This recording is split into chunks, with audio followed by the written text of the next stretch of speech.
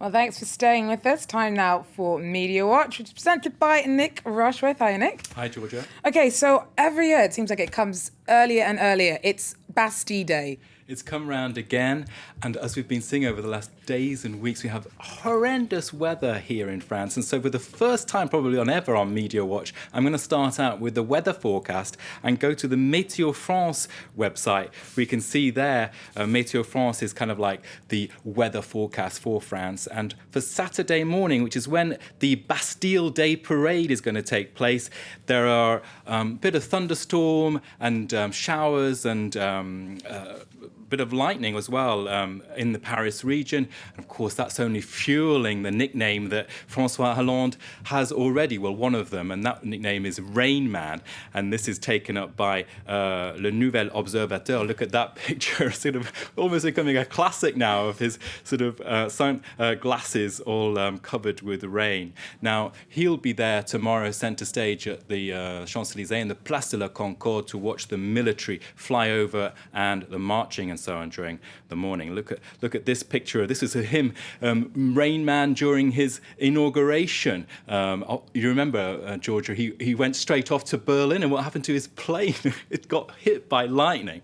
So that fueled, of course, that whole idea of him, Rain Man. Look at this one again, him in the pouring rain, and that's at ceremonies marking the Normandy landings. So he's not shaking this off. It's on Twitter as well. This is a tweet from Madame Michou, and she's saying, well, the weather conditions mean that we're going to see warships going down the Champs-Élysées for the first time. And also another Twitter here, whatever you do, if you're in Paris, don't bother setting up an arrangement to go out because Rain Man is out, and that means it's going to rain. So. Bad news for the weather when it comes to Hollande. Now, he's also had a bit of family difficulty that's been picked up by the media as well. Well, that's been covered with the return of Valérie Trierweiler. Now, she's got a nickname in most of the British press, but in press around the world as the Rottweiler, because of a tweet a few weeks ago in which she supported the rival to Ségolène Royal in the parliamentary elections. Now, that, of course, attacked the partner of François Hollande for many decades. He has 4 children with Ségolène Royal, and Thomas Hollande, the son of François and Ségolène, has come out this week to say that, well, nobody in the family wants to actually see Valérie Trierweiler. And we can see here in the Nouvel Observateur a picture again of that umbrella. If we look a bit closely, we can see that the couple are under the brolly, and that headline there is Valérie Trierweiler de retour. So she's going to come back for this event tomorrow in the Place de la Concorde. She'll be sitting next to him, raising all kinds of questions. Is she the first lady or the first girlfriend? Is this the first couple? She's been absent. There's been no tweets since that original cursed tweet, as James Creedon called it yesterday. And there's been no sign of life of her, really. So tomorrow lunchtime, the French television is going to ask him a question about this. He's been told he's going to be interviewed specifically about this question. Of course, the whole idea is for him, really, to try and get back to being Mr. Normal and putting these family issues to one side. Whether he'll be able to do that, I don't know. Well, I guess she'll be hoping to slip back in under the radar, but doubtful that's going to happen. Before I go, I just one question for you. Another thing that came up today in the online was, what do you think is the favourite place for the French to study, work and live? Which country in the world, out of 200 or so countries, which one would you say the French would like to live in most? Well, in the name of patriotism, I'm going to have to say England, or at least Britain. Well, the UK, of course. There's a lot of Frenchies now in London. It's being called the 4th, 5th or 6th city, isn't it, of France, London.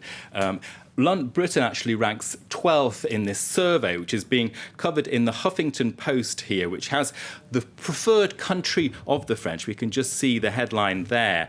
What is the preferred country of the French? And it's Cocorico, it's National Day, of course, and it's obviously France. So your draw has drawn. That strikes me as cheating.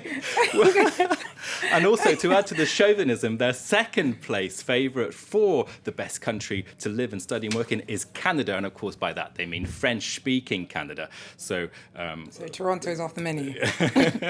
And their third place is a very long distance place, Australia. So of course that makes to get them to the beach to see all those kangaroos and a bit of the outback.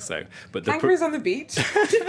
But the preferred place of the French, of course, 67% saying it's France. distant second, Canada at 33%.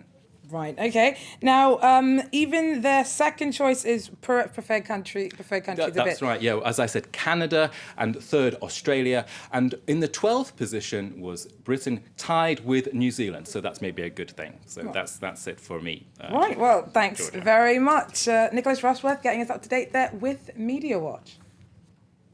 Well, do you stay with us? We've got more news and headlines coming up after this short break.